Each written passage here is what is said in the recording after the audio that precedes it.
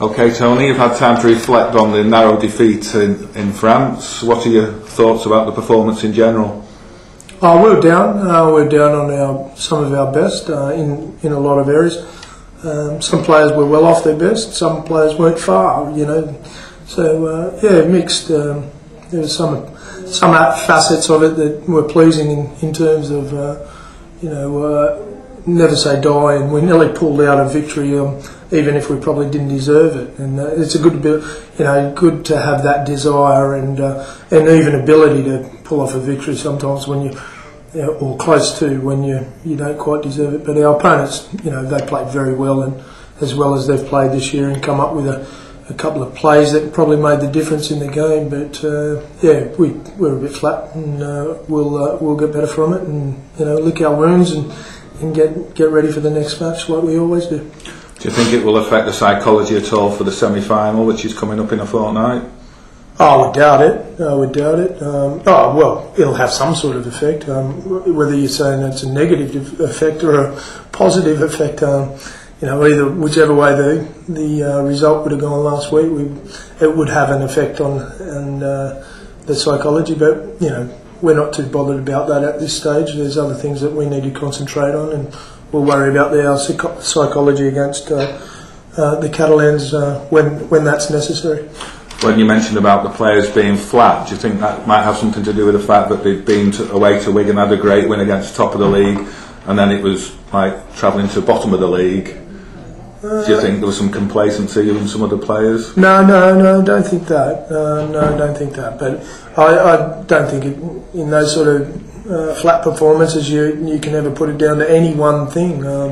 It's usually a culmination or a combination of many things. The fact that you stay away from home and in different environment, which we don't have to do very often. Our players don't have to cope in those situations very often. But different food, different environment, different climate, different environment that they training venues, early flights, all that. They're a combination of things that are small obstacles that you've got to overcome, and mostly we're able to overcome those. On this occasion, we weren't, but we assess things and review things just like we do when we win, and we go back and reflect on it, and all sorts of there's all sorts of facets of last week that probably had an effect, and as I said, a culmination of many things. Now, a few players were missing last week. Are they likely to be back for the St Helens game? Yeah. That's likely to happen. Hopefully, we'll run our rule over them this week and make sure that they're 100%. And if they're 100%, they're back available. But we won't play anybody who's not quite 100%. Obviously, when you're trying to keep people on the park, you need to take into account their fatigue factors and all those sort of areas, and we keep a pretty close eye on our players, but most of them are feeling pretty good at the moment.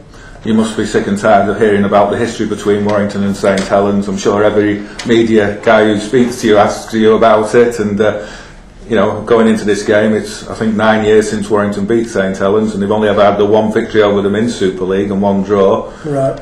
How does that affect the psychology in the camp? Hopefully not. Not too bad. No, I'm not sick of it.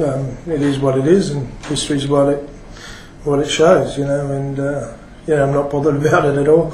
It's something to look forward to. It's most of the games that I've seen, if not been involved in, but seen over the last few years, have been terrific games, and not much between the two teams. And hopefully that'll be the case. And whether that record's broken or not this weekend will be interesting, but and creates interest within the press. But it'll happen at some stage. Hopefully it'll be this week.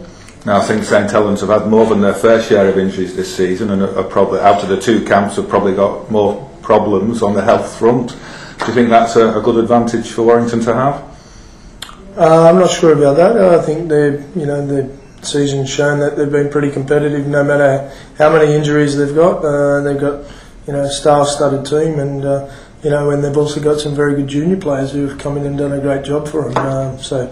I'm not sure that we all should be feeling too sorry for Saints. They've got some high-quality players and a lot of international players right across the board and with experience, and they step up, those players, and also the quality young players have stepped up and done a pretty good job for them most of the time this season.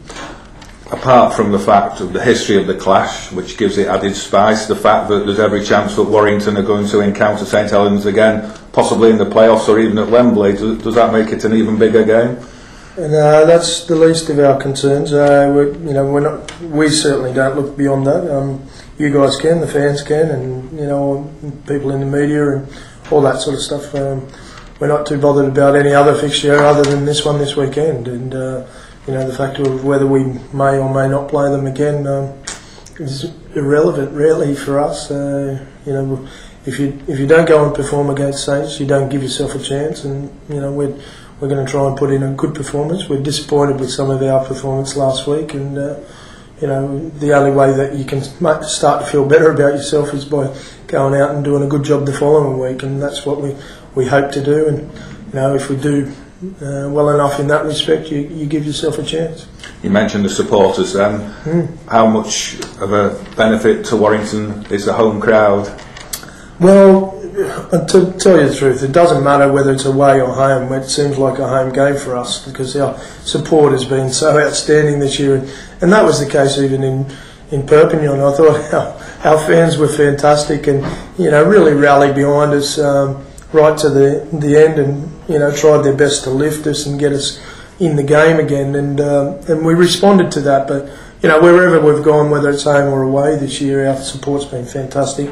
They get behind us whether we win or lose, and that's fantastic in itself.